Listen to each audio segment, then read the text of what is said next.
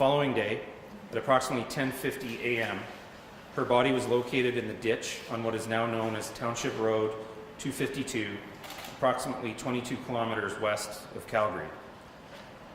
In 1977, Barbara MacLean was a 19-year-old Calgary resident.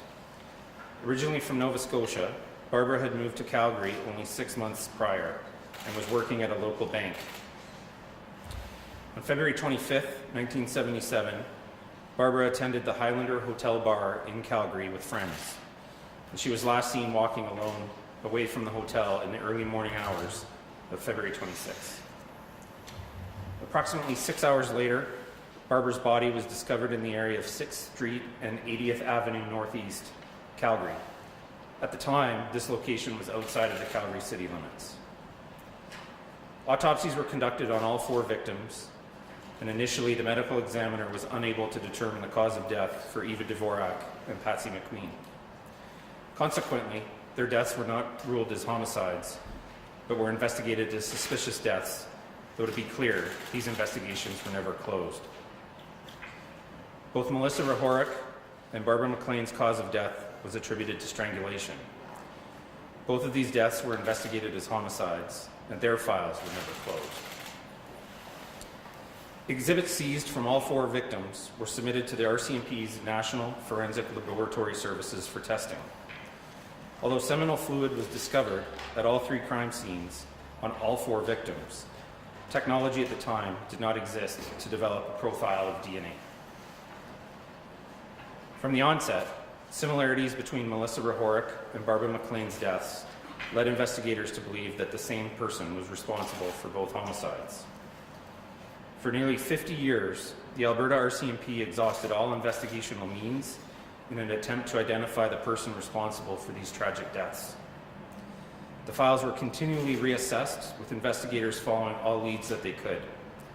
The initial investigations lasted into the 1980s, and in the 1990s, no less than 4 task forces were created to re-examine evidence, tips from the public, and any lead not previously followed.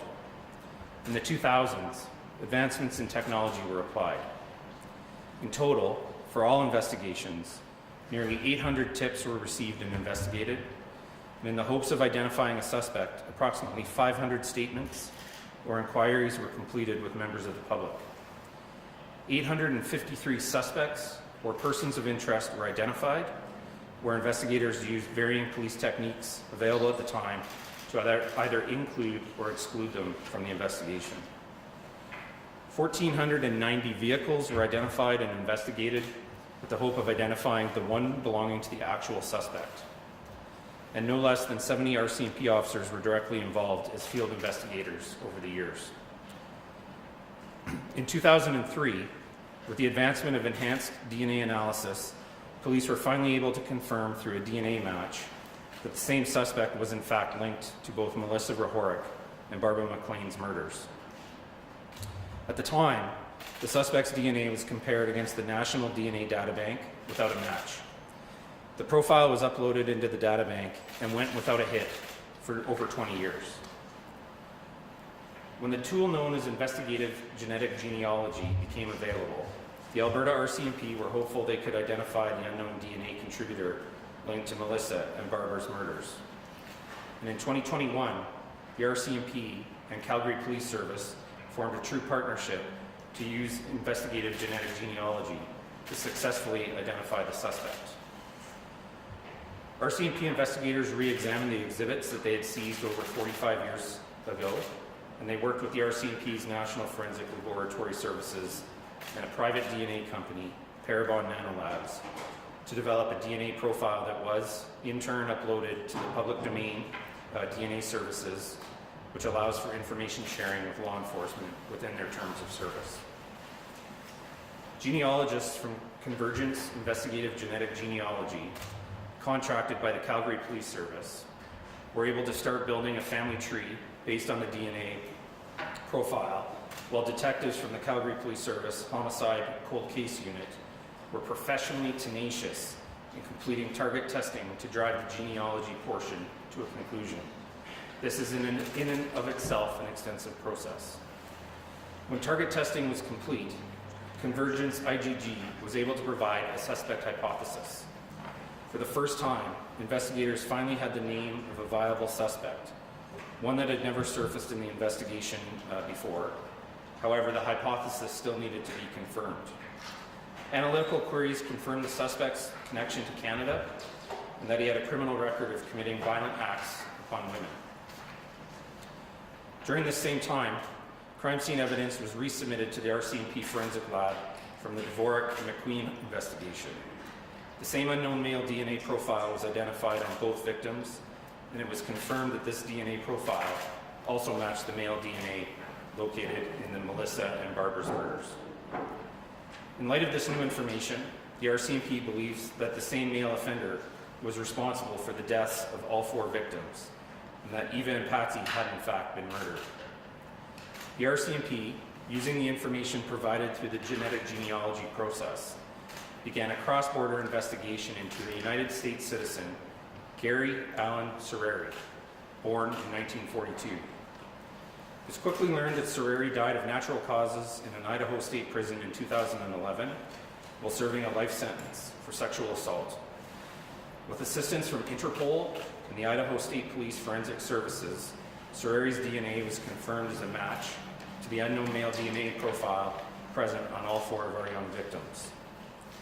Due to forensic evidence, witness statements, and similar fact evidence, the Alberta RCMP believe that Gary Allen Srery is responsible for the murders of Patsy McQueen, Eva Dvorak, Melissa Rehorek, and Barbara MacLean. Were Srery alive today, he would be 81 years old and would be charged with the following offenses: 2 counts of non-capital murder on Eva Dvorak and Patricia McQueen, and 1 count of first-degree murder on Melissa Rehorek, and 1 count on Barbara MacLean. These different charges reflect changes to the criminal code in the 1970s. For nearly 50 years, investigators did not give up in their pursuit to identify the man responsible for these murders. Identifying the offender does not bring back Eva, Patsy, Melissa, or Barbara. It is my true hope that their families are finally able to have some answers as to what happened to their loved ones all those years ago. The RCMP would like to thank the Calgary Police Service and Convergence Investigative Genetic Genealogy for their assistance and support throughout the course of this investigation. Forming these partnerships was the catalyst that helped bring this investigation to a close.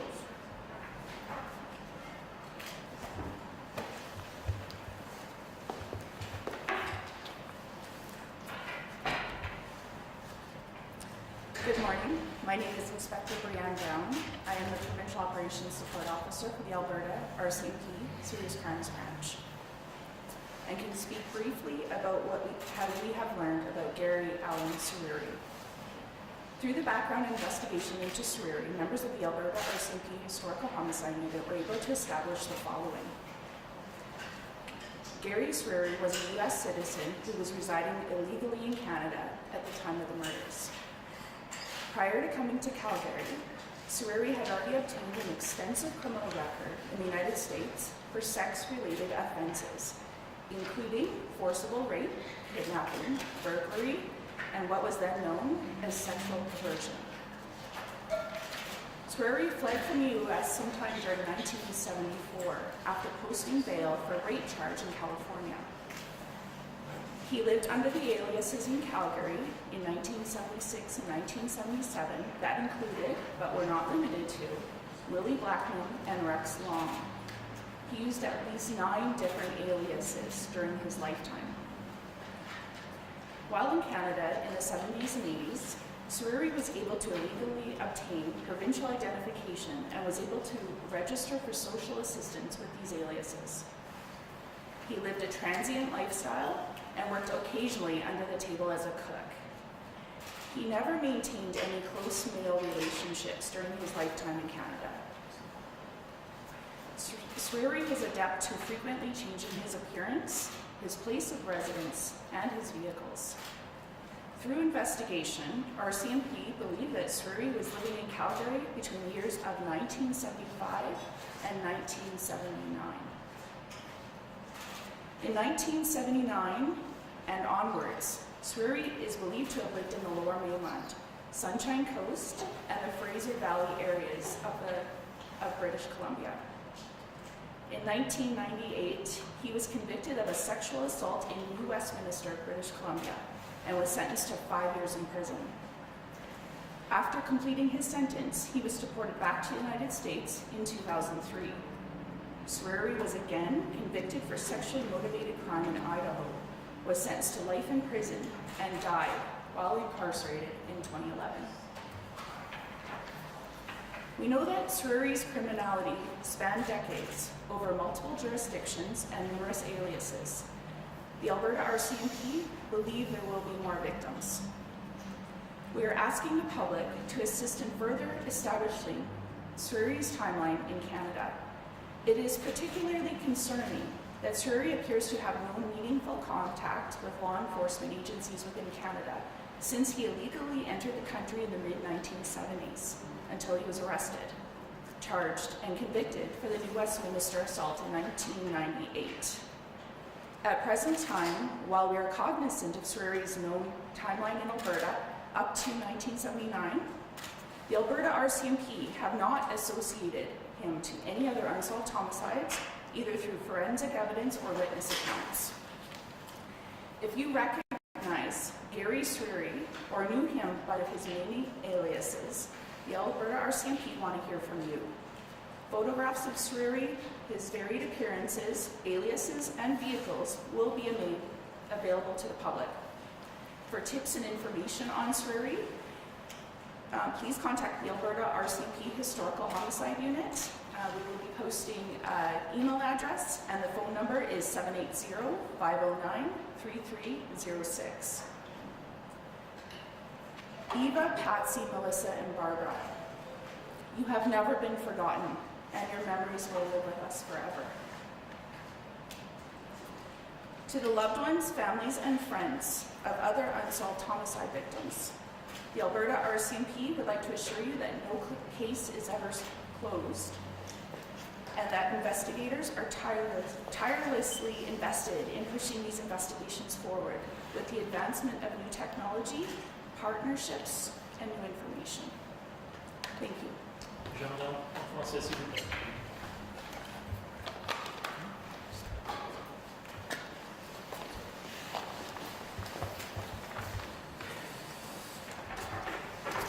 I'd just like to say a final thank you to absolutely everyone involved in pushing to advance these investigations between 1976 and 2024.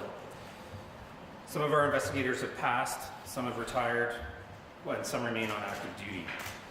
We've been in contact with each of the victims' families over the years as new information is developed, and each family extends a sincere personal thank you for your dedication and efforts. The entirety of their letters of appreciation will be made available as well. In particular, I would like to acknowledge the dedication of the members of the Alberta RCMP Historical Homicide Unit. The tenacity needed to bring conclusion to files which have remained unsolved for decades cannot be understated. Had it not been for their professionalism and commitment, these exhibits would never have been reanalyzed, the offender's name never known, nor the investigation completed. No investigation, no matter how successful, can undo the harm caused by crimes of this nature. The tireless dedication, however, of all employees of the Royal Canadian Mounted Police and our partners allows us to bring answers to the families of the 4 young women robbed of their futures. Thank you. Thank you, Superintendent. Thank you.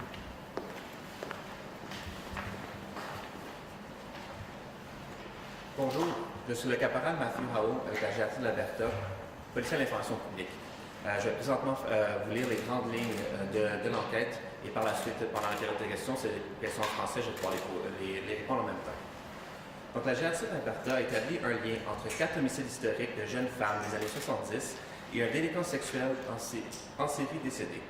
Le groupe des homicides historiques de la GRC de l'Alberta est persuadé qu'il y a d'autres homicides non résolus dans l'ouest du Canada liés à cet individu.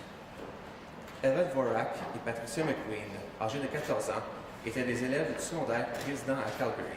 Elles étaient amies et passaient du temps ensemble à l'intérieur et en dehors de l'école. La soirée du 14 février 1976, Eva et Patty ont été vues pour la dernière fois marchant ensemble dans le centre-ville de Calgary. Le 15 février 1976, à 10h40, les jeunes femmes ont été retrouvées décédées sur Happy Valley Overpass sur Highway 1 à l'ouest de Calgary. Au cours du printemps de 1976, Melissa Rehorek, âgée de 20 ans, a quitté l'Ontario pour s'installer à Calgary. Au moment de son décès, Rehorek était employée comme femme de ménage et vivait dans le centre-ville de Calgary. Rehorek a été vue pour la dernière fois le soir du 15 septembre 1976 par une colocataire. Elle est partie avec l'intention de faire l'autostop en dehors de la ville pendant ses congés. Le 16 septembre 1976, vers 10h50, son corps a été retrouvé dans un fossé sur ce qui est maintenant appelé Township Road 252, environ 22 km à l'ouest de Calgary. En 1977, Barbara MacLean était âgée de 19 ans. Originaire de la Nouvelle-Écosse, elle a déménagé à Calgary 6 mois auparavant et a travaillé à une banque locale. Le 25 février 1977, Barbara est allée au bord de l'hôtel Highlander à Calgary avec des amis. Elle a été vue seule pour la dernière fois quittant l'hôtel aux premières heures du 26 février 1977. Le corps de Barbara a été découvert par un promeneur de chiens près de 6th Street et 80th Avenue Northeast à Calgary environ 6 heures plus tard. Des autopsies ont eu lieu sur les 4 victimes. Le médecin légiste n'a pas été en mesure de déterminer la cause du décès d'Eva Dvorak et de Patricia McQueen. Par conséquent, leurs décès n'ont pas été considérés comme des homicides, mais plutôt comme des morts subites. La cause du décès de Melissa Rehorek et Barbara MacLean était l'asphyxie par strangulation manuelle. Les éléments de preuve saisis auprès des 4 victimes ont été soumis aux services nationaux de laboratoire judiciaire de la GRC pour être analysés. Bien que du liquide séminal ait été découvert sur les 3 scènes de crime, la technologie n'existait pas, à l'époque, pour établir un profil d'ADN. Dès le départ, les similitudes entre les décès de Melissa Rehorek et Barbara MacLean ont mené les enquêteurs à croire que le même suspect était responsable pour les 2 homicides.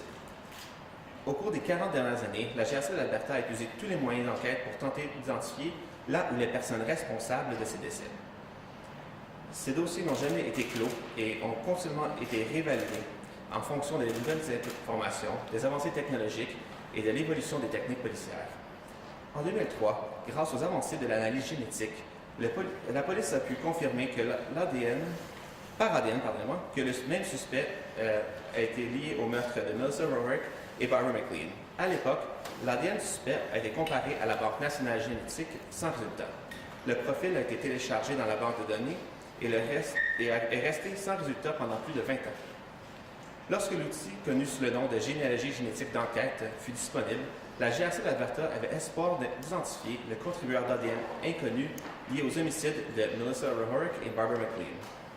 En 2021, la GRC et CPS ont formé un véritable partenariat pour utiliser la généalogie génétique pour identifier le suspect. La GRC a réexaminé les pièces de conviction qui ont été saisies 45 ans auparavant. Ils ont travaillé avec le laboratoire de la GRC et Parabon Nanolabs pour développer un profil polymorphique nucléotique qui a par la suite été soumis à GEDmatch et Family Tree DNA.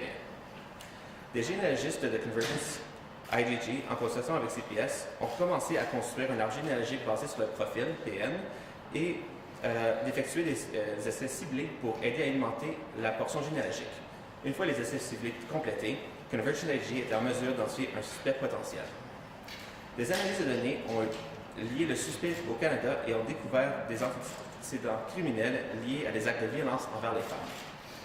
Résultant de l'enquête, qui a mené les enquêteurs de la GRC au travers de l'Alberta, de la Colombie-Britannique et des États-Unis, l'hypothèse a été confirmée.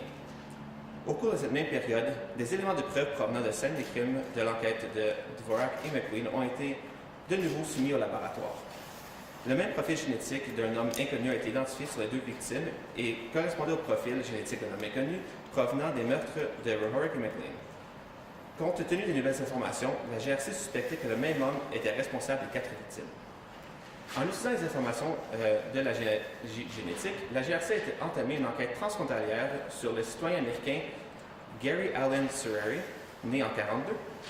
Sari est décédé de cause naturelle dans une prison de l'État d'Idaho en 2011 lorsqu'il purgeait une peine pour agression sexuelle. Avec l'aide d'Interpol et des services de laboratoire judiciaire de la police de l'État d'Idaho, il a été confirmé que l'ADN de Srery correspond au profil d'ADN d'un homme inconnu présent sur les 4 victimes de Calgary. La GRC d'Alberta est convaincue que Gary Srery est responsable des meurtres de Patricia McQueen, Eva Dvorak, Melissa Rehorek et Barbara MacLean. Dans le cadre de l'enquête de Srery, les membres du groupe d'homicide historique de la GRC de l'Alberta ont pu établir qu'il était un citoyen américain qui résidait illégalement au Canada au moment des meurtres. Avant son arrivée à Calgary, il avait un casier judiciaire important aux États-Unis pour des crimes sexuels, notamment viol, enlèvement, cambriolage et perversion sexuelle. Sari semble avoir fui les États-Unis au cours des années 1974 après avoir payé sa caution pour un viol en Californie. Sari a utilisé différents pseudonymes à Calgary en 1976-1977, notamment Willie Blackman et Rex Long. Sari a mené un mode de vie transitoire et a quasiment travaillé comme cuisinier sous la table. Sari avait l'habitude de changer fréquemment son apparence, son lieu de résidence et ses véhicules. Et il a vécu en Alberta et à la Colombie-Britannique de la mi-70 jusqu'en 2003, date à laquelle elle a été déportée. La criminalité de Sari s'est étendue sur plusieurs décennies, dans plusieurs régions, sous de nombreux pseudonymes, et la GRC de l'Alberta est persuadée qu'il y aurait d'autres victimes. Nous demandons au public de nous aider à établir la chronologie de Sari au Canada. Si vous connaissez Sari, ou si vous l'avez connu sous l'un des nombreux pseudonymes, la GRC de l'Alberta voudrait votre aide. Pour tout renseignement, veuillez contacter le groupe de crimes historiques de la GRC de l'Alberta par un courriel qui vous est envoyé ou au téléphone au 780-509-3306. Si vous pensez que Sari peut être associé ou responsable d'un crime dans votre région, nous vous demandons de contacter le service de police local pour le signaler. Pendant plus de 40 ans, les enquêteurs n'ont jamais cessé leurs efforts pour identifier les responsables de ces meurtres, a déclaré le surintendant David Hall, officier responsable du service divisionnaire de crimes graves de la GRC de l'Alberta. Identifier l'auteur de ces crimes ne réanimera pas Eva, Patty, Melissa ou Barbara. Nous espérons cependant que les familles auront enfin des réponses en ce qui a trait aux événements liés à leurs êtres chers et leur condamnés. Aux familles et aux amis des autres victimes d'homicides non résolus, la GRC de l'Alberta tient à confirmer qu'une enquête n'est jamais close et que les enquêteurs s'investissent sans relâche pour faire avancer les dossiers grâce à l'utilisation de nouvelles technologies, de partenariats et de nouvelles informations. La GRC tient à remercier Calgary Police Service et Convergence Investigative Genealogy pour leur aide et support tout au long de cette enquête. Merci. Corporal, je apologize. I called on the gendarme en français. We're now going to move from my left to right. One question, one follow-up. No real timeline here, but let's just keep it on topic if we can, please. Again, from my left. CP? Nope. Go ahead.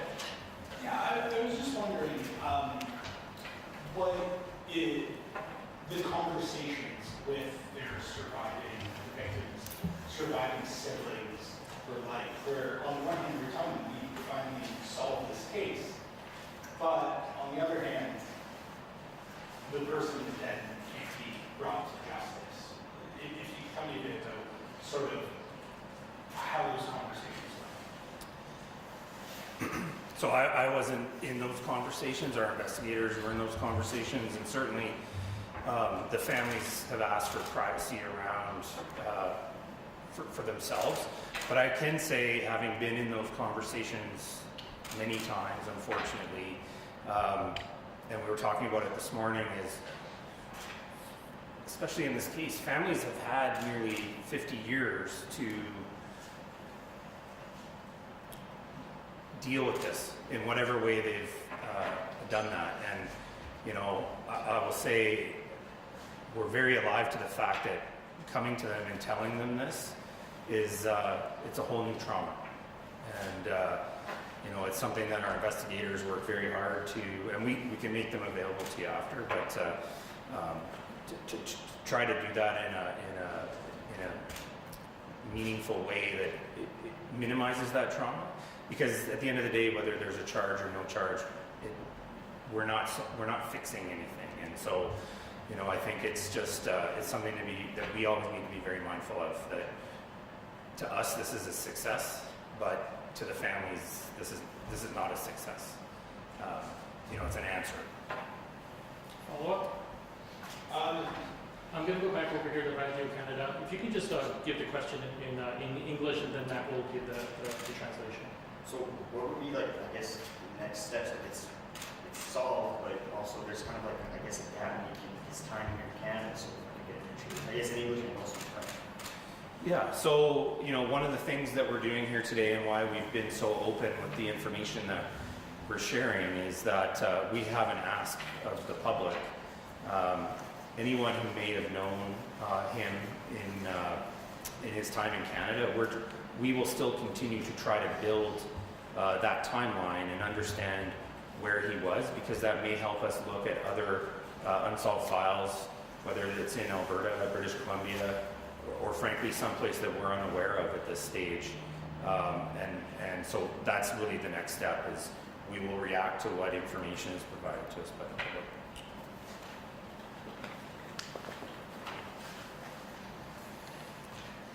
Tel qu'indiqué dans le fond, aujourd'hui la raison qu'on est ici pour vous parler, la raison dans laquelle on est vraiment si libre avec l'information qu'on vous donne, c'est qu'on veut vraiment construire les allées et venues de notre suspect et voir s'il y a d'autres victimes, que ce soit des homicides, que ce soit des agressions sexuelles.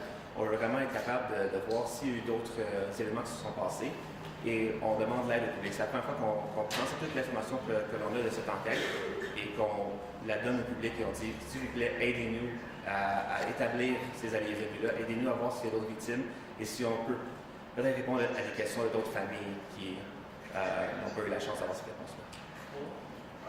You guys have any leads, tips maybe already, or how many maybe people that might be involved in this?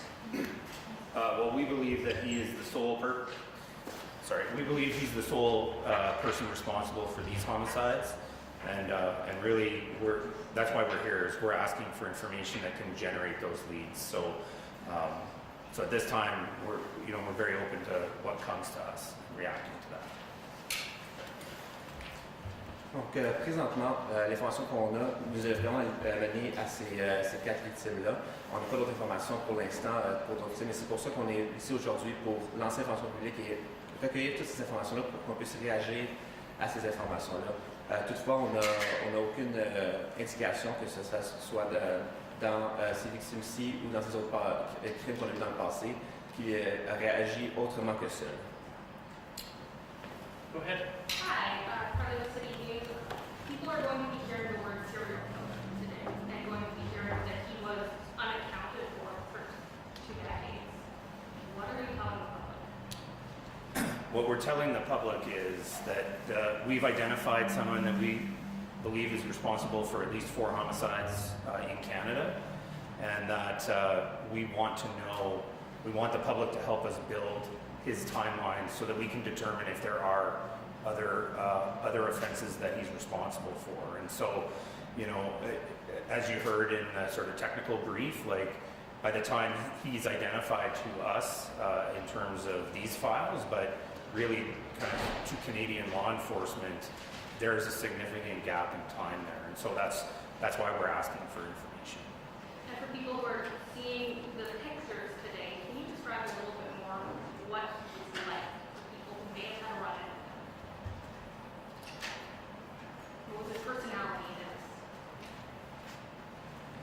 Well, I think, what you've heard in the technical brief is more around the way he operated and the way that he was known to approach the victims. And so I can't answer the question about what he was like with any individual person in his life. You've seen sort of what we believe is his known timeline, which we'll provide to you. So transient, and I would suspect his interactions with different people is probably very different depending on who he's interacting with. Morgan, do you have a question? I'm good. I'm sorry? I'm all good. Okay, David.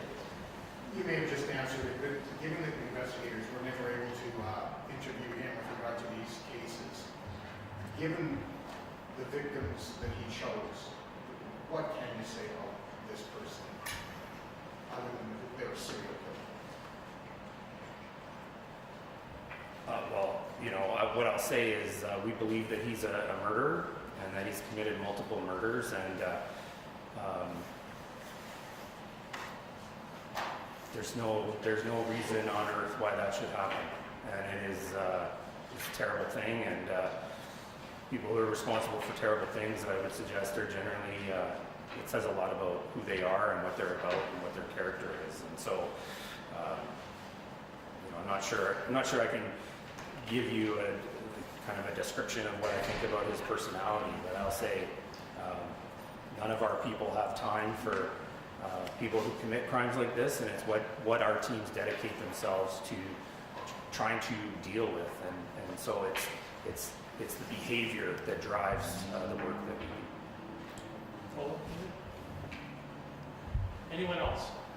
Please go ahead.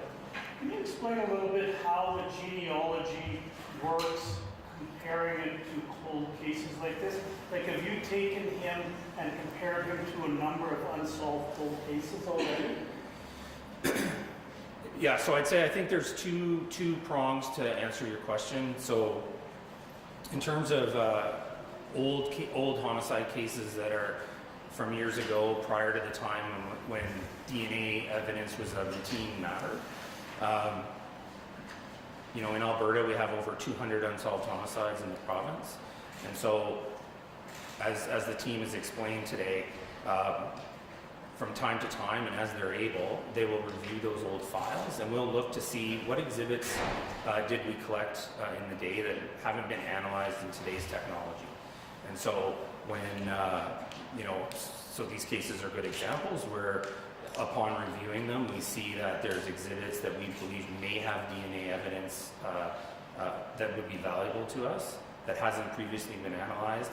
We submit it to the RCMP lab for analysis. That analysis then allows for comparison to the DNA data bank if a profile is identified. Sometimes the technology that exists today isn't sufficient to develop a DNA profile. And so, you know, I can say in my career, 25 years, we've seen a number of times where that technology's changed. And so even if we look at a file today, it may not be an avenue that's available to us, but 5 years from now, it may be available to us. And that's really what you've watched in these cases. Sometimes there's DNA technology available to law enforcement that exists at private forensic labs. And there's different types of DNA technology that we can make use of. So in this case, you know, we were fortunate to make use of investigative genetic genealogy, which is, I will say, it's an emerging technology. Like, it's still relatively new to law enforcement. There's been some high-profile instances where it has been used, and so it's just one type of DNA tool that's available to us. And so in those cases, of course, we're working with private labs, and we're working with companies that host DNA in a public domain, and so that DNA is available. Like, if you wanted to research your family tree, you could do that, and we're making use of that type of a tool with companies that include cooperating with law enforcement within their terms of service. Did you have a follow-up? I'm good, thank you. Carly? Sorry, I'm lost. Sorry. What if we're looking at the basis of the mechanics here? This is obviously something that, as you said, 70 members of the RCMP, unknown number of years, Calgary police have been working on. Why is it important to close these loops nearly 50 years later? Because it's what we do. It's as simple as that. You know, you heard Staff Sergeant McKenzie earlier today talk about what it means to the investigators, and certainly I've been an investigator, and there's very little that we can do to make things better when we're talking about homicides and this type of a crime. And we know that you know, catching the bad guy, that's our job. And it sounds simple, but it's incredibly complex. It's incredibly demanding, and you know, we can't explain in a way today that underscores the amount of effort that goes into these files. And so, you know, to say why is it important? Well, in this particular case, the bad guy he's dead, but he might not have been. And so, always trying to advance those files and bring them to conclusion. It's a public safety issue, but it's a family issue, and what can we do for those families? And so it's, you know, I'm fortunate I work with some incredibly driven people, and that's what they do. And for the people who may have known this man, they know he's dead, he's been dead for over a decade, why come forward with information on that crime to help out with bias? Well, I'll say it's the right thing to do. It is, you know, he may be deceased, so he's not offending anymore, but as much as we're talking about 4 young ladies today who have families that now have an answer, we believe there may be others that deserve that answer as well. Unless we have anyone else, I'm going to take one more question over here. So then, do you expect with this technology, the way it's going, the success you've had here, do you expect more breakthroughs in the months / year ahead? Should that give other families renewal? Advances in technology are always going to break cases, and so I wouldn't confine it to the next 6 months, the next year. This is just the wave of the future. But 5 years from now, there'll be some new technology. And so what I'd say to families that, you know, have cases that remain unsolved, we will always work towards solving them. I would like to think that gives them hope. And it's a question of available number of investigators. Every file is different. So in these cases, we were fortunate that we had evidence we could go back to and analyze. That doesn't exist in every case. And so every case is going to have its own unique characteristics that drive their solvability. And this timeline of over, I guess, half a century, forgive me if you answer this, is this the longest timeline in between case beginning and ending of you solving it? Has there been anything like this in the past? I'll say, in my career, I think this is the longest. There may be other cases that I just can't think of off the top of my head with other police agencies where they've similarly been successful. You know, I think there are other cases. Certainly, we've recently closed out another case from the 1970s in the United States. They've made use of this technology to solve files from the 70s. So I think what it speaks to is like those files never close, and where law enforcement is always working. Can you even tell us what your oldest case on the book still is, of these 200? So we have over 230 files unsolved in the province, and we have open cases that date back to the 1930s. Anyone else? Getting closed anytime soon? Well, the simple reality is that the things that we need to advance cases, you know, 100 years ago, probably the people we need to talk to are not around, the investigators aren't around, and it makes it much, much harder. But it's to say they're not closed. Certainly, we don't have a large stockpile of 1930s homicides, but yes, the oldest one. Everyone, thank you for coming out. I do appreciate it. Sir, thank you very much. Thank you.